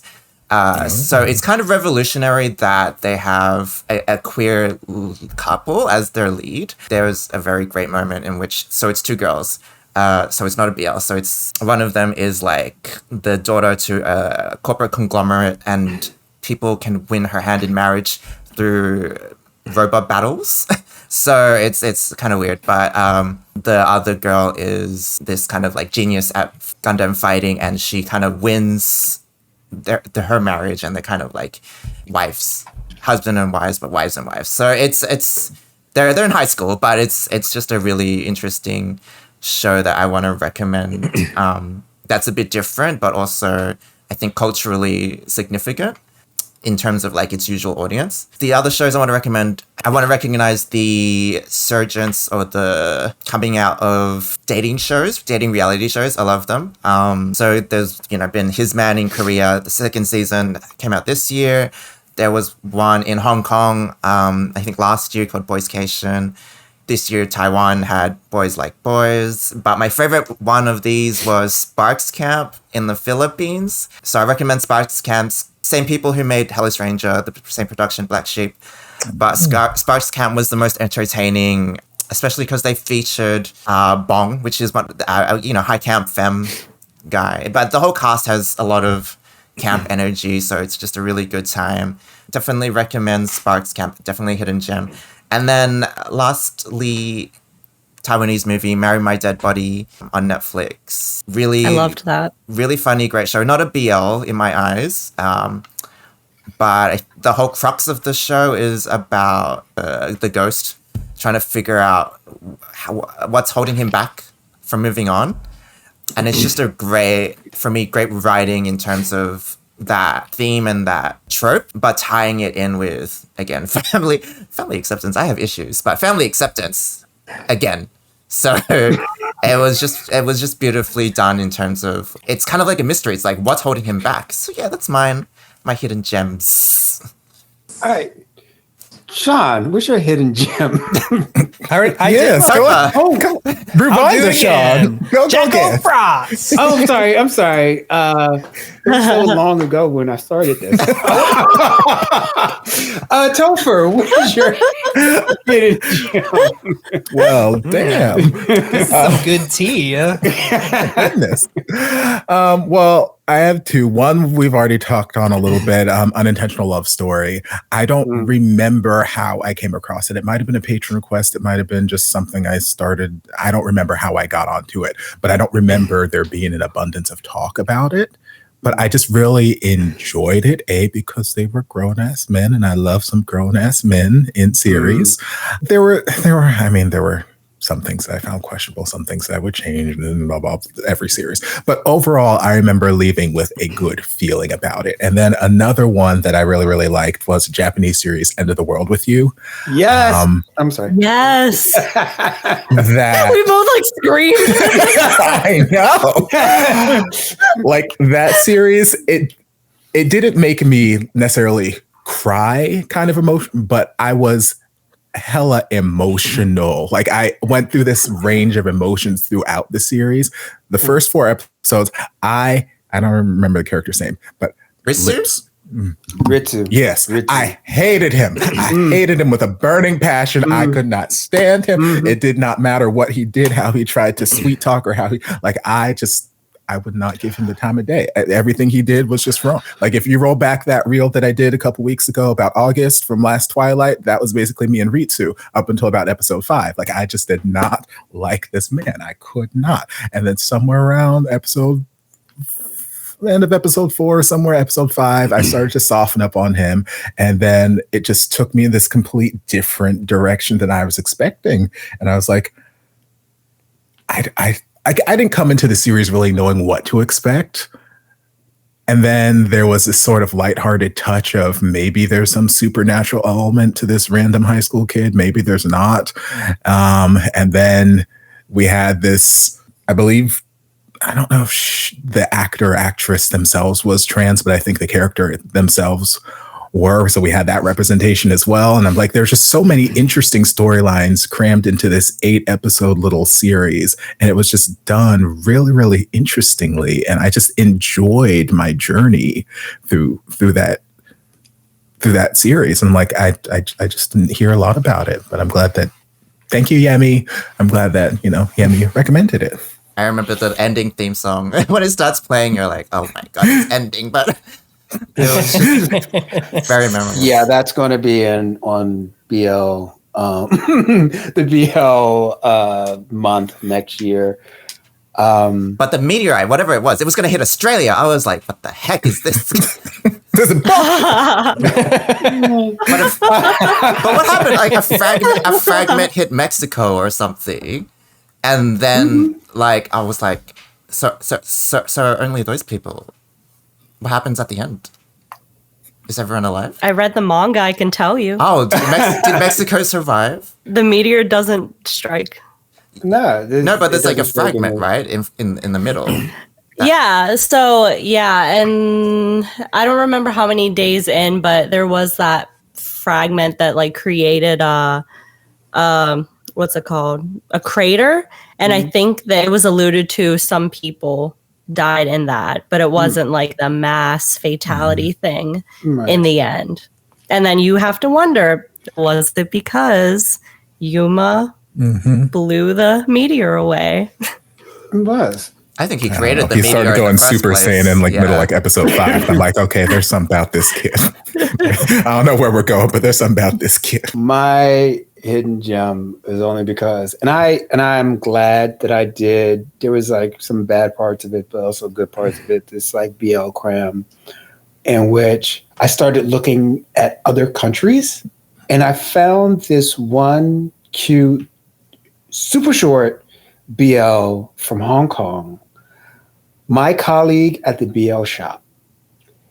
It was short and it was cute, and I wanted more. When a series it's like, oh my God, I want to know more about them. But the main characters are in a BL shop. So of course I love it when sometimes BL series, they're like, yeah, we're BL series, so we're gonna wink and nod at the audience, because you know what? We know who coming to watch us. All right, here's all the stuff that we do. And it was just so cute. And even some of the people who were there. Also, I want to say Pure Vanilla. And that was a Singaporean BL. And it was just short and cute. And it did pregnant pauses really, really well. Like, it was just like, they have this thinking, but then also I like there's actually 2 of them. There's a 9-minute one, and then there's the follow-up 20-minute one. And especially the follow-up 20-minute one, where the metaphor of the sweet shop and relationships and food, and because I just love stuff with food. So yeah, it was that. So coming near the end, we got 2 more categories, but we have to recognize that everybody loves color in their life. We love a little color in our lives. What? So, and the next category is all about red flags and green flags. I did not understand that segue for a second. Like, I was along. I thought you were right. We love a little color in our lives. So we can talk about our favorite red flags and green flags, because sometimes you have that red flag that you're just like, this is not saying that we should love and cherish like red flags, but sometimes you're a red flag and I know you're gonna, but also at the same time, green flags. Those are some people who are just like, okay, that's so good. You're good for me. Like for me, some of my red flags and green flags, my number 1 red flag was AD from Dear to Me, Keshi Dear to Me. 80 from the side couple, he, for lack of the better term that I can have in my vocabulary, he was like a little psycho. But I'm not clinically to say he was a psycho or anything Sean? like that. Sean, is he a psycho? He was but he was just so, it was just so attractive, but also he was so caring. It was just so wrong. It just Wait, was this the blonde guy? Yes. Yes, the little short one. He was just like, I was just like, agree. You're bad. But then also for me, from one of my green flags, and this would be controversial, Boston, because Boston said what he was going to do, and he didn't lie to you, and this is what you're going to get, and this is it. This is what you're going to get, and here you go. He told y'all just didn't want to believe it. Yeah. It is just like excluding the manipulation and So, but that was for me. What about you, Sean? What is yours? Controversial. Yeah, it was Boston. Right. As a red flag, right? Listen, As a red or green? flag, red. Both. He's both. I agree with. He's got both of them just waving around like this. I agree. I mean, there was agree. He did say like this. I don't want a real relationship. I don't want this kind of relationship. I want an F buddy. I'm leaving, et cetera, et cetera. Like that's fair. But let's be clear. He was also very manipulative, and he really just liked to stir it up. I remember that one scene where he was just like acting all innocent and stuff. I don't remember specifically what was going on. No? Yeah, but he was acting all innocent, and then you could just like see the switch just flip, and I'm like, "Ooh, that man is dangerous." I've seen that before. Oh, okay, she's back. Yeah, no, it was Boston for me. That's he's a giant red and green flag all at the same time. At any moment, it can change, and that's in and of itself a red flag. But but I still, and maybe I love him because it's Neo too. I don't know. That's it. Was that pre? That's all I have. Did you love him pre or after Body? I liked him in Fish Upon a Sky. That's when I started to notice him, and then he just kind of grew from there. And he's become like, I would say that he's becoming a very good actor. I liked him when he had money in Tonhon Chunlity, and then it's been downhill. Yes. Red flags, green flags, purple flags. Addison, what is some of your red flag, green flags? So this is gonna be fun. Is it? My red flags, laws of attraction. There's something very attractive about the lead, the lawyer. His smile is really devilish. He's got a lot of charisma. He's got a lot of confidence to do the wrong thing. He's like, I'm going to burn your house down a little bit. And he smiles all the way. And so there's something about that undiagnosed insanity, psychopathy. I don't know, something about psychopaths, right? When they're on your side, you're just kind of like, oh, that's very interesting. That is one of the symptoms. Charming, so So you fell for it. He get this look in his eyes where it's just like, and you're like, oh, that's really hot. I don't know why. And then other red flag is my personal weatherman. I don't know what their dynamic was. I don't know what their miscommunication issue was, but there's something about I don't know what it is. It's like one's very in control and the other one's kind of like, I'm just living in your house and I have to do what you say and we have to have sex when you want it. And it was just kind of like, okay, I'm kind of into this. I don't know why. So that's for me, that's kind of a red flag-ish. Those are your favorite red flags? Those were someone you're just like, oh, this is like morally dubious, but it works. That's a red flag for me. You're just like, hey, oh, you know what? This is bad, but it works for me. Yeah. Okay. Come back to me later. Maybe I'll have one. Kayla, do you have any favorite red flags or favorite green flags? Or I have one, but actually, Edison, you made me think of another one in addition. I'm so inspired. Right? My first one is definitely Kioi in specifically season 2 of My Beautiful Man and the movie. How could I forget him? Sorry. he has that like insane jealousy thing going on where like even I guess scenarios where he doesn't necessarily have to be jealous, he still gets jealous, and usually I would be a little annoyed by that or at least frustrated, but something about Kioi getting jealous is just like, it's so good. Like there's that one scene in season 2 where he drags Hira home and like rips his jacket off and is yelling at him about the girl, letting the girl flirt with him at the party or something. And it's just like, That's so cute. I don't know how to describe it. It's like they almost have like a subservient thing going on. I mean they do. Like Kioi is kind of positioned as like this god.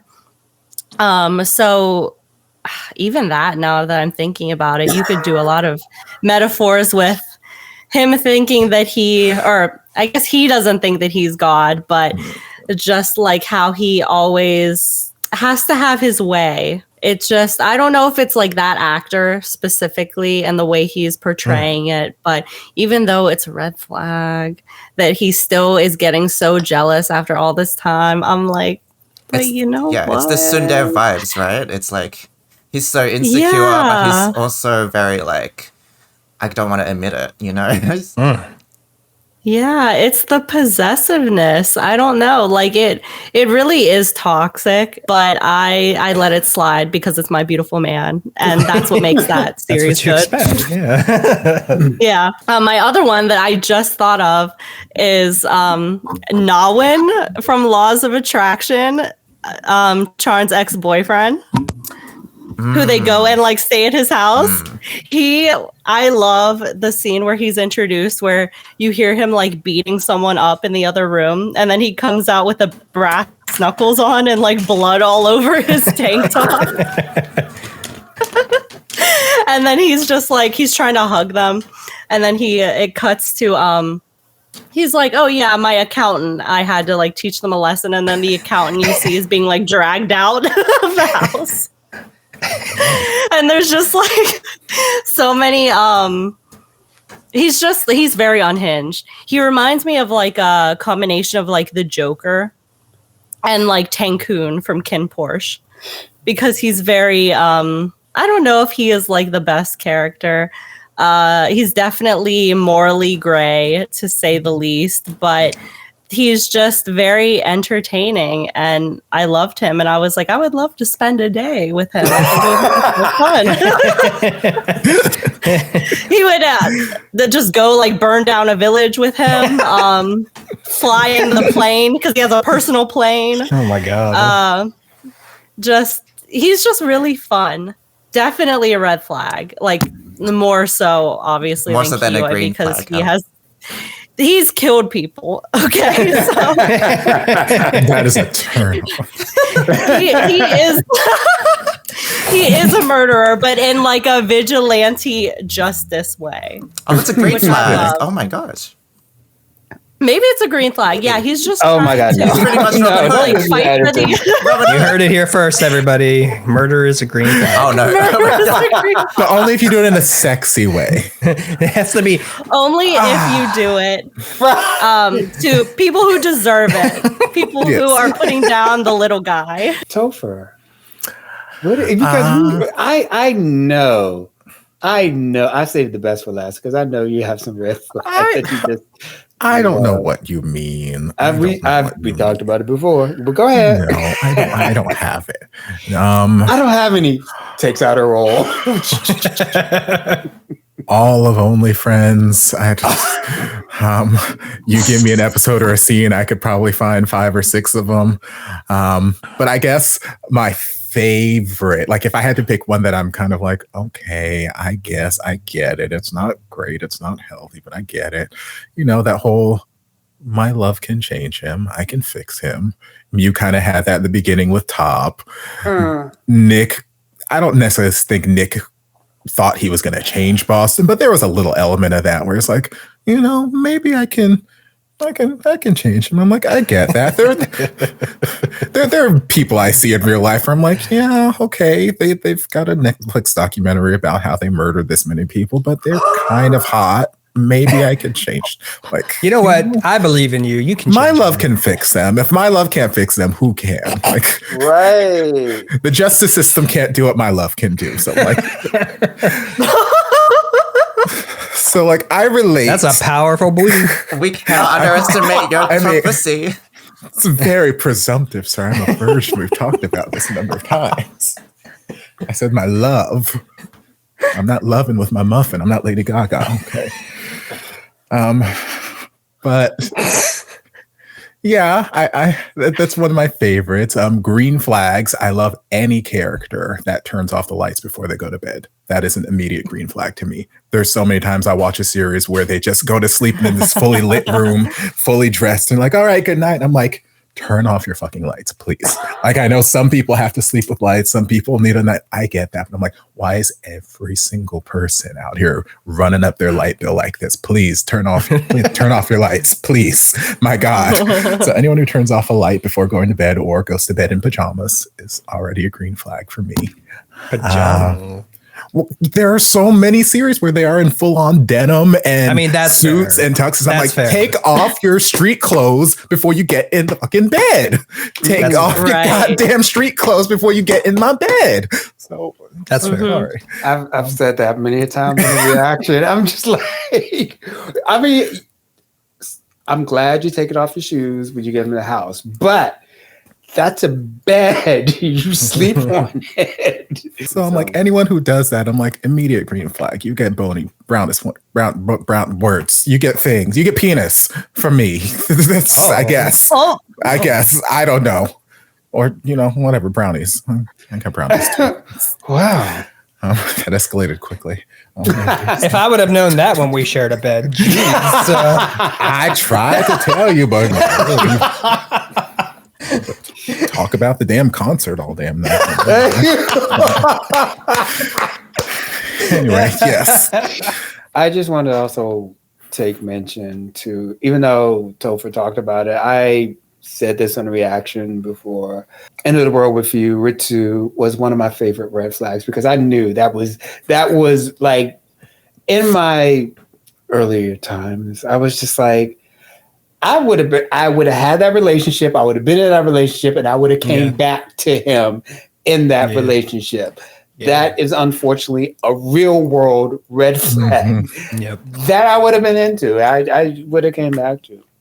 So, and now my green flag is money. That's right.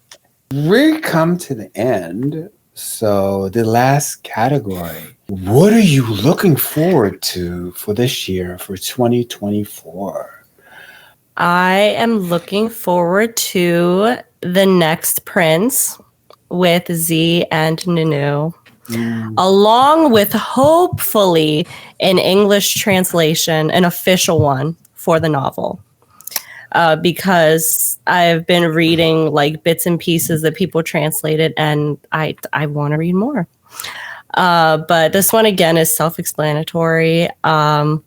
We haven't known like when exactly this series was going to come out, but they allegedly confirmed that it'll be in the first quarter of this year.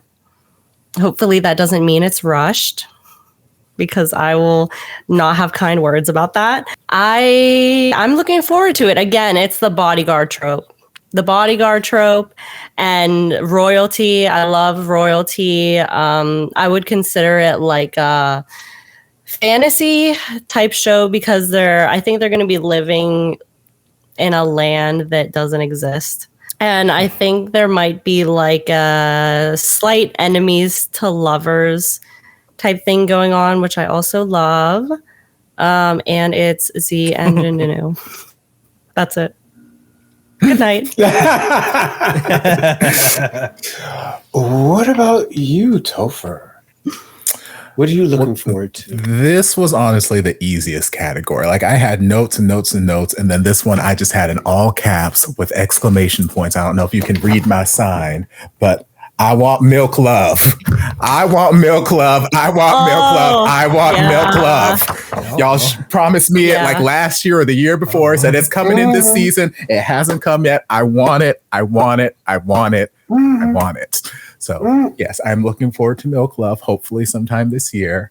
Also, I'm really looking forward to seeing how both The Last Twilight and The Sign finish out their series, because those are two that came at the end of last year that really kind of seemed to bump up a lot of, like, at least my followers list. Like, oh, these are the best series of the year. These are the best, blah, blah, blah. I'm like, I can't say that yet because the year's not done yet. The series is not done yet. But I'm enjoying my journey through them. The Last Twilight, like I said, there are some parts of their romance that remind me of Li Ming and Hart from Moonlight Chicken, and I just appreciate that sort of development. And then with The Sign, it just reminds me of shit that I watched in my childhood. Like yes, there's a gay romance, but like it reminds me of Buffy the Vampire Slayer or Charmed and all that sort of made for TV, fantasy kind of stuff where it's like, I don't necessarily know all of the background, but there are so many people I've seen in the comment sections who are like, this made me go investigate or read up on this particular Thai legend or this mythology and whatnot. I'm like, I love mythology in general. Greek mythology, just, my bag. But, so like, I'm interested to see how those stories develop. And every man in Thailand is fine as hell.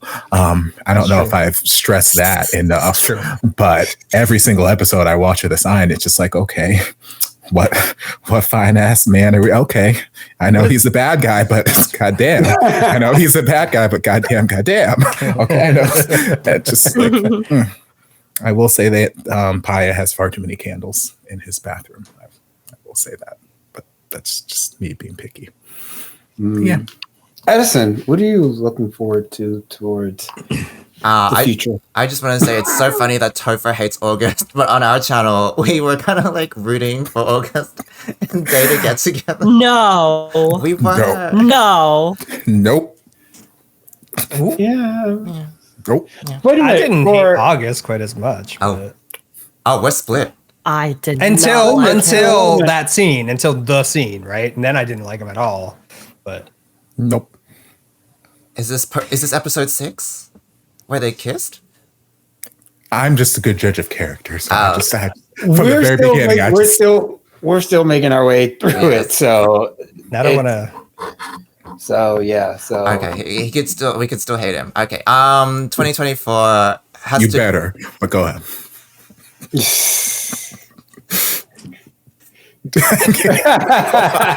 Like only friends again. I was rooting for. I was rooting for this. 2024, Asan's Love is for me. We watched the first episode. I want to see where the rest of it goes. So funny, so cute. The whole franchise is great. I just think Asan's Love. It's bringing back some memories, but I just can't wait to see where it goes with the new characters, with the relationship, how they're going to keep it fresh and original with the old boss. So I'm very intrigued to see how that will finish out. We're also watching I Became the Lead in a BL drama, so we haven't finished that yet. So that's a good show. And what else is there for 2024 that is going to come out? Actually, maybe Young Royale season 3. But yeah. Okay. Yeah. Sean. Nothing.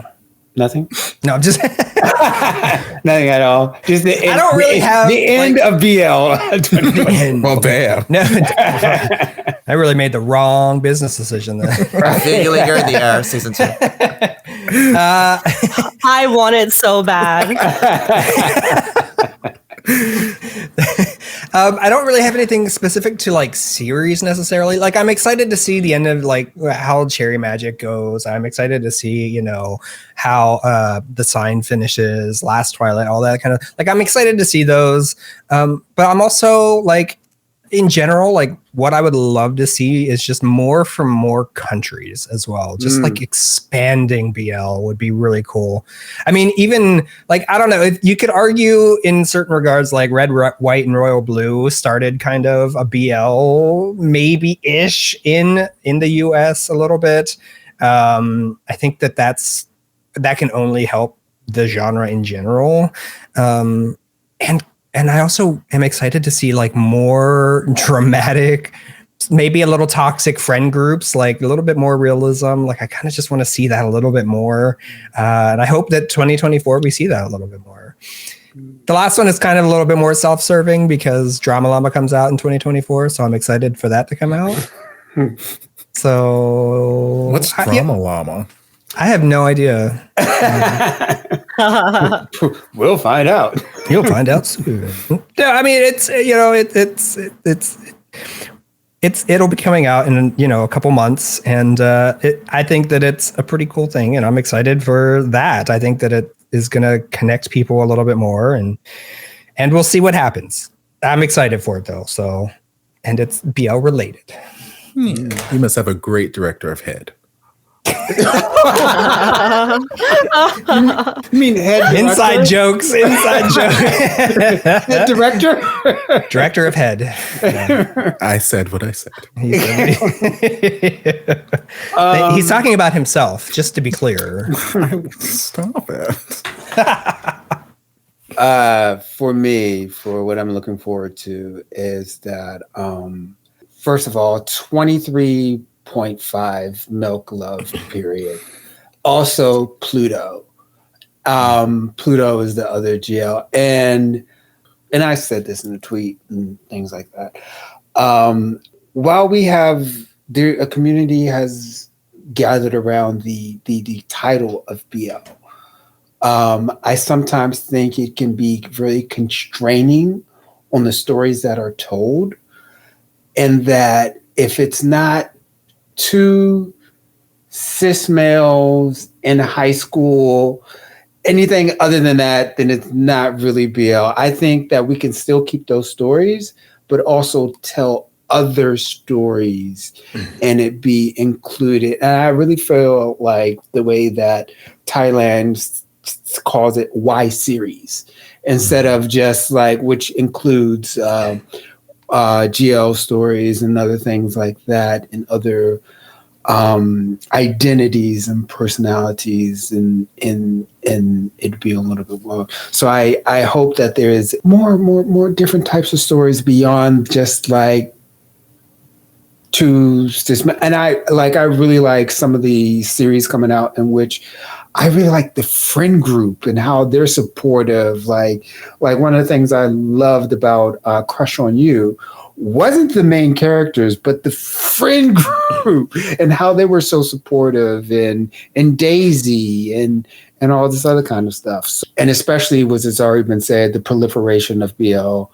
I saw some great stuff from Hong Kong, Singapore, and all these other kind of places who are, maybe they don't have the production money, but they're still telling great stories, which is really, really good. So the proliferation of BL, and then also the ability to tell other stories, and especially them based in their culture, but under the BL umbrella. But also what I'm looking forward to is self-serving and maybe more collabo reactions with the beautiful people on the screen right now. The beautiful, talented people. Candy. Because I remember some of the great like series, The Warp Effect, even though that was just the collaboration and stuff like the series itself, but you know, we hated people, but you know, just so I hope there's more of that. Yeah, I guess that brings us to an end of this. And with that, I want to remind everybody. Can I go on a rant about Grand Wignall? No? Okay.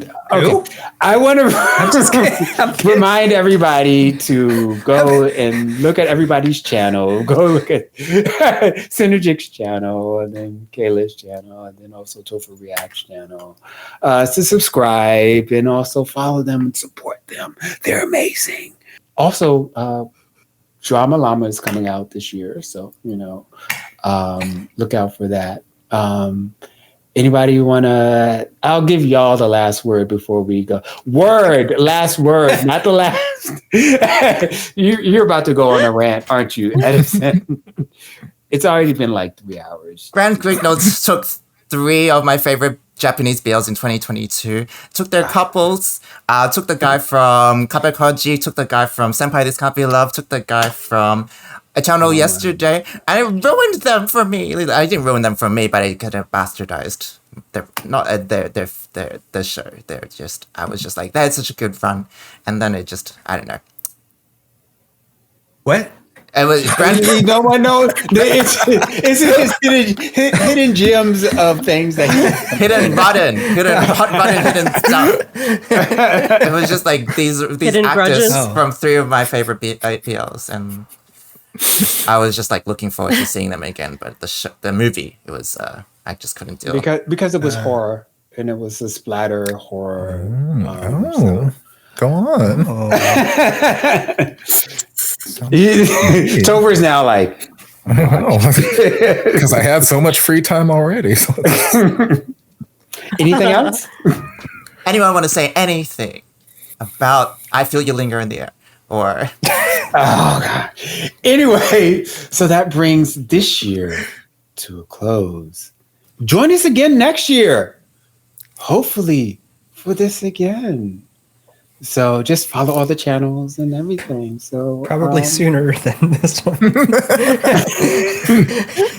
I guess that brings last us words. to an Any end. last words? Everyone stay warm. Oh my god. It's freezing, Sean. 0. You don't understand what it's like. Also, next time you see us, we'll be having a telethon for our friends now in Florida who With a has to deal 60-degree with weather. 60-degree weather. Oh my god. It is freezing, Sean. I'll trade you. I will trade you. Socks on and everything. We're at 0. Okay, Fahrenheit. He has no numbers. There's a lack of degrees in my temperature. He's about to owe the bank some degrees.